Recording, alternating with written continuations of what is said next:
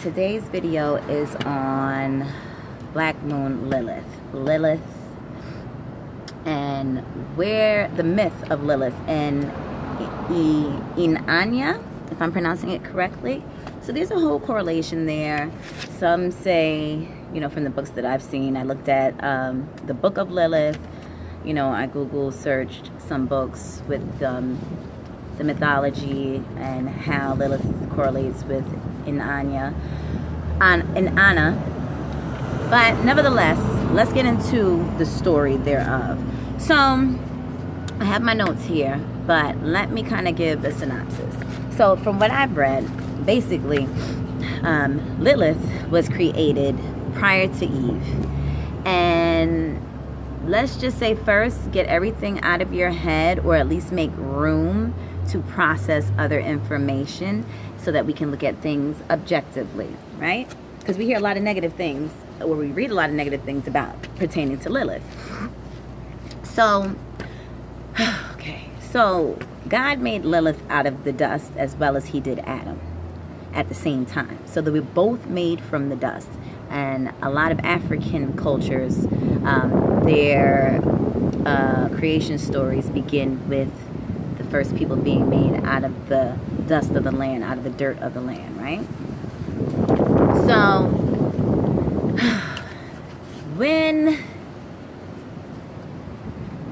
now how this ends up being correlated to sex is that Lilith says, basically it says that when Adam would have sex with Lilith, right, that he didn't want her on top. He wanted to be on top of her so that he could be closer to God.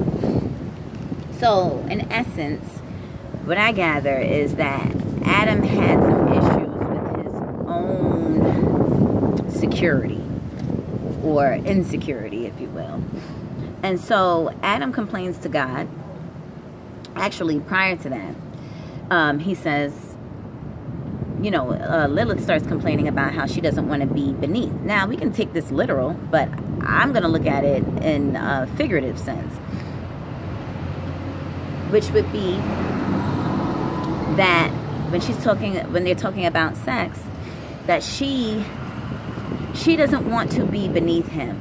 So perhaps, if you will, that Adam was dominant. He didn't want Lilith doing the same things. Or, you know how like in a lot of Christian churches, they'll say, oh, women can't preach or what have you. So there's an uneven playing field there. And basically Lilith is like, I'm not really trying to hear this because we were both cut from the same cloth. And she mutters the secret name of God. Now I'm going to go deeper into this and I'll do another video on it. But she mutters the secret name of God, and she leaves. She leaves the Garden of Eden, and she leaves Adam. So now Adam's tight, because now he's left in the Garden of Eden dolo. The only thing that he's left with is animals. Now, if you read, I think the one that I got this excerpt from is from the book of Lilith. You can Google it and tap on books, and it'll come up. And you can search Adam and animals in the search box for the book once you get to the book. And what it says is that basically Adam began sleeping with the animals. So he was performing bestiality, but he was not satisfied. So then he goes and he complains to God. And so God, oh, let me mention this. So God had given Lilith, it says God had bequeathed to Lilith a surprising amount of power. So, you know, this is kind of like, let me backtrack a little bit, how And now it's interesting because you see this a lot with female friends, right? A lot where one might be a little jealous of the other one's talents, but they're not looking at their own or what their natural gifts are, right? Or what kind of ideas they come up with. An individual maybe becomes jealous. So I'm taking this as Adam basically was jealous of the gifts that Lilith had. She's cut from the same cloth, made from the same dust. And so now he's basically, oh, and God gave her, granted her with a large amount of power, right? So after Lilith left, she refused to come back. And so after the whole bestiality situation, Adam basically goes back. He complains to God about how lonely he is and how, you know, miserable he is because he doesn't have a submissive woman to lay with, to sleep with. So God makes a woman just for Adam. So he makes that woman just for Adam, and he makes that woman from Adam's rib. So, and then it goes on to say something to the effect of God actually allowed Adam to see how he created Eve. Now this is interesting because I'm getting different downloads while I'm actually saying this, things that I hadn't considered before. So, you know, perhaps, you know, and I'm going to try to just stick to Lilith, but I just want to think about, you know, outside the box for a second. The fact that he says that God created this Eve from his rib, where he got to see Eve be created, and it wasn't necessarily a positive thing. So perhaps this is stating that the way that God actually began, or, you know, and then we have to clarify our definition of God. But so for now, without going too deep, I'm just going to go on the surface, because I'm not saying that the God, the Most High, has done this. We have to know what this person, what it meant, what the person writing this myth meant, or what their idea of God was, right? Because this is ancient. So let's just say that Adam witnessed God treating or creating a certain reality for Eve, or, you know, how can I say, like training her basically to be submissive on a higher level, on a higher plane. So some of you will catch that. If not, I will go deeper in another video on Lilith. So what I'd like to say is that from what I've read, you know, because a lot of people say, oh, Lilith is a demon, she comes, she steals babies, she kills children, blah, blah, blah. What I gather from this is that Lilith was just like, look, or the energy thereof Lilith, let's apply it to astrology now, because we all have Lilith in the natal chart. So Lilith was basically like, look, I know my power. God granted me all this power. She said God's secret name. Interesting, right? So she's like, why should I settle? Why should I be beneath you when I was cut from the same cloth? When I was made to be even with you? And it's sort of like the whole yin yang thing, the yin to one's yang, right? The outer and the inner. And if we look up LYL, I believe, I forget what ancient language it's in, but LYL actually, the definition for that which was a part of the Lilith's, or the spelling of Lilith's name, means night. So then we can think about that as, you know, going within the yin realm, creation, and that sort of thing. So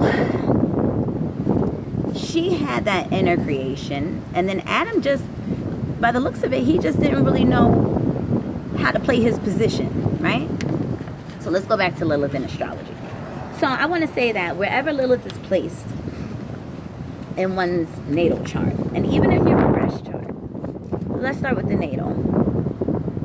So I would say that wherever you have it in your natal chart, so let's say you have it in the 6th house in Virgo. Perhaps you may have challenges at work. You know your worth. you know you can you can run rings. You know that you're talented, and you know what you're doing is right. You know that it's impeccable, especially with 6th house Virgo, right? With Virgo being there. And the aim there would be for perfection. But at the same time, this person is going to stumble on challenges of people who refuse to allow them to rise above because they have their own inner conflict and insecurities. and really, you can apply that to any sign of the zodiac, just in a different, you know, you can spin it differently. So it's also about, from my understanding, about overcoming the suppression. So in essence, we must say, at what point do we decide to stop fighting? So the danger here would be to know that you're not getting anywhere in this work situation. Let's go back to Virgo in the 6th house, Lilith and Virgo in the 6th house. But not wanting to release the situation because even though you know your worth, you refuse to let it go. Now see, and I think that that is where that created aspect, where Adam says, or in the myth it says that God created another woman, which was Eve, for Adam. And with me believing that that has to do with training and creating a certain circumstances for an individual to think a certain way, when we apply that, when we apply that to a work circumstance, or, you know, people not valuing the individual with a 6th house Lilith, Virgo in the 6th house, Lilith in the 6th house, Lilith and Virgo in the 6th house,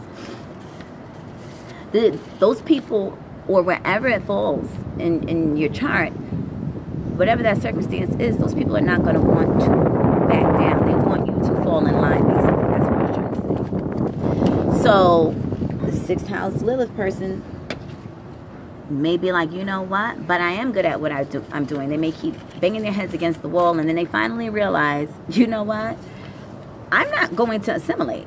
I'm not going to let go of my values and my beliefs or what I know to someone who is insecure, who's not utilizing their gifts, their talents, their knowledge, their wisdom, or their common sense. Because sometimes those individuals who are on that opposite side of the fence are, you know, they're willing to risk it all. Even if they see the good in the other individual, they're willing to risk it all. Why? Because they feel inferior. So I also believe for a man, when we're dealing with men and we're dealing with Lilith, and as I said, I'm going to do another video and I'll go deeper into male, female, where it lands in their chart. We'll go through the signs first, and perhaps houses and where Lilith is placed. But I feel like with men, it has to do with their attraction, their forbidden fruit, if you will. Their wants and their fears. So they're wanting or longing to be with a certain type of woman, but yet the deep-rooted fear of not being good enough, of feeling inferior, of being insecure, when there's really no need for it, when we focus on what our God-given gifts and talents are. Now, that's not to say that those things, you know, that we know those from the gate. A lot of us, many people are blessed, for lack of a better word, to know from the gate. Or, you know, their parents saw something in them from little, and they, you know, they nurtured that. For others, you may just be coming up on or realizing what you're really good at, and why there is no longer a need for you to feel inferior. It's a feeling. It's not truth. So I'm saying all that to say, I feel like Lilith has been taken out of context. I can see where it has, where she's been related to sex and demons and that sort of thing. But, you know, everything is not always so literal. We definitely need to look at the figurative aspects of, especially when we're dealing with myths. So that's all I have right now. Stay tuned for the next video. Well, not stay tuned, not today, but I'll do that video within the next week or so. All right, guys. Bye.